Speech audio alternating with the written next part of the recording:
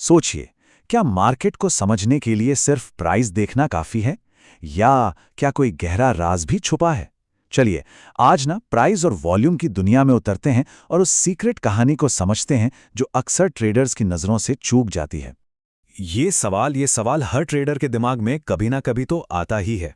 ऐसा लगता है ना, जैसे कोई बड़ा प्लेयर जो पर्दे के पीछे से मार्केट को कंट्रोल कर रहा है और हम जैसे छोटे ट्रेडर्स बस फंस जाते हैं। पर सोचिए, क्या हो अगर इस पूरे खेल को पढ़ने का, इसे समझने का कोई तरीका मिल जाए। और यहीं यहीं पर हमारा सबसे बड़ा क्लू छुपा है। डॉक्टर डेविड पॉल ने एक बहुत कमाल की बात कही थी कि बड़े खिलाड़ी जो होते हैं ना, वो प्राइस को तो आसानी से मैनिपुलेट कर सकते हैं, ऊपर नीचे कर सकते हैं, लेकिन वो वॉल्यूम को मैनिपुलेट नहीं कर सकते। वॉल्यूम मतलब कितने शेयर्स खरीदे बेचे जा रहे हैं, उसकी सच्चाई को छुपाना लगभग नामुमकिन है। असल में वॉल्यूम ही हमें उन बड़े प्लेयर्स के असली इरादों की झलक दिखाता है। तो ठीक है, चलिए अब इस पजल के दोनों पीसेस को जोड़ते हैं।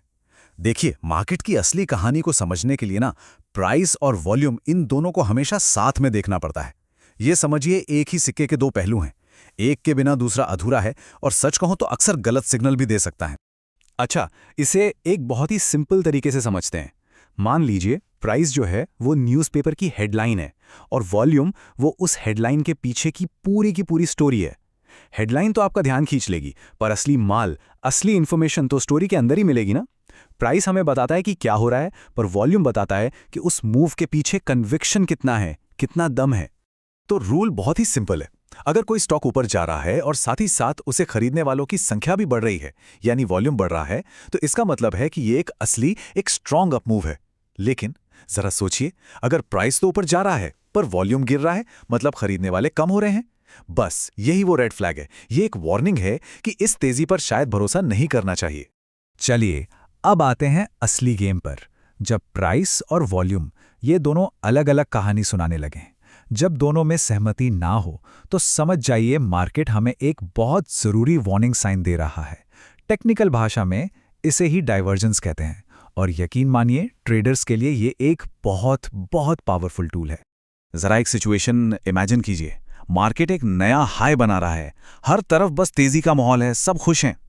लेकिन अगर हम पर्दे के पीछे देखें, तो खरीदने वालों की जो ताकत है, जो पार्टिसिपेशन है, वो लगातार कम हो रहा है।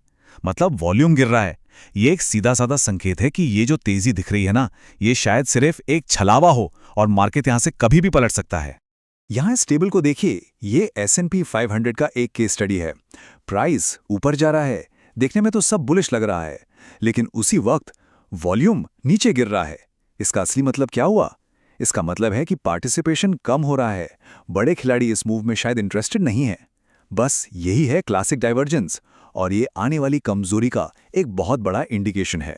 मार्केट के एक बहुत बड़े लेजेंड हैं रिचर्ड वाइकॉफ।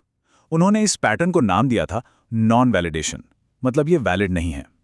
उनका सीधा सा मानना था कि एक हेल्दी मार्केट में प्राइस और वॉल्यूम हमेशा एक दूसरे का हाथ पकड़कर चलते हैं, एक दूसरे को कंफर्म करते हैं, और जब वो ऐसा नहीं करते, तो ये एक वार्निंग है कि बॉस, कुछ तो गड़बड़ है।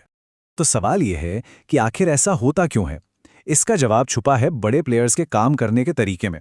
देखिए, उन्हें बहुत बड़ी क्वांटिटी में शेयर्स खरीदने या बेचने होते हैं, और इसके लिए उन्हें चाहिए होती है लिक्विडिटी। लिक्विडिटी का मतलब है कि मार्केट में सामने खरीदने या बेचने वाले भी तो होने चाहिए, और कई बार इस लिक्विडिटी को पैदा करने के लिए वो कुछ खास चालें चलते हैं।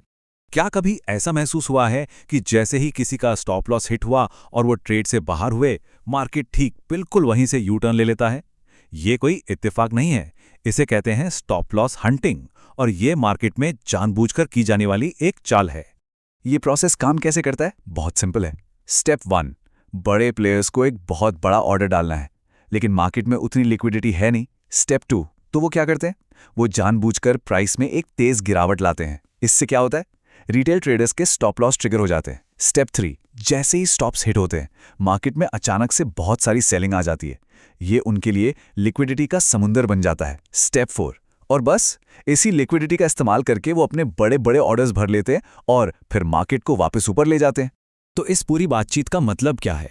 इसका मतलब यह है कि अगर प्राइस और वॉल्यूम के इस गहरे कनेक्शन को समझ लिया जाए, तो मार्केट को भीड़ से बिल्कुल अलग नजरिए से देखा जा सकता है।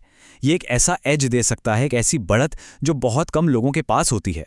तो चलिए फटाफट से आज की जरूरी बातों को समेट लेते हैं। पहली बात, वॉल्यूम प्राइस को वैलिडेट करता है। ज्यादा वॉल्यूम मतलब ज्यादा कन्विक्शन। दूसरी बात, डाइवर्जेंस। ये एक बहुत बड़ी वार्निंग है कि ट्रेंड शायद कमजोर पड़ रहा है। तीसरी, स्टॉप लॉस हंट, मार्केट की एक सच्चाई है। ये लिक्विडिटी बनाने के लिए किया जाता है। हमारा लक्ष्य क्या होना चाहिए? बड़े प्लेयर्स के साथ ट्रेड करना, उनके जाल में फंसना नहीं। और आखिर में, वॉल्यूम का एनालिसिस ही प्राइस चार्ट के पीछे की असली कहानी देखने में मदद करता है। तो अब अगली बार जब चार्ट्स को देखें तो खुद से ये सवाल जरूर पूछिएगा, क्या सिर्फ प्राइस की हेडलाइन देखी जा रही है, या फिर वॉल्यूम के जरिए मार्केट की जो धीमी आवाज है, जो उसकी असली कहानी है, उसे भी सुनने की कोशिश की जा रही है।